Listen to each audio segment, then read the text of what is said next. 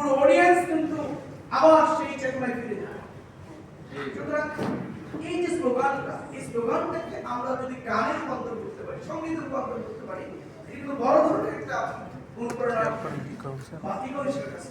এরপরে তাদের যে এখন ইদানিং এই বিগত কয়েকদিন ধরে একটা বড় রাজনৈতিক সংগঠন যে স্লোগানটা বারবার দিচ্ছেন যে আমাদের বাংলা ছাড়ার হুমকি দিচ্ছেন।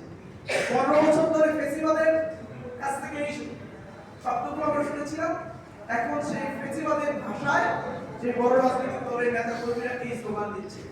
এই প্রতিবাদে কিন্তু আমরা যখন সেই আগে জুলাই গণঅভ্যুত্থানের সময় যে স্লোগান চলছিল, এই কথায় কথায় বাংলা ছাড়, বাংলা কিন্তু খুবই অনুপ্রাণিত করার মতো, খুবই উজ্জীবিত করার মতো স্লোগান এবং কাউন্টার দেওয়ার মতো কিন্তু স্লোগান।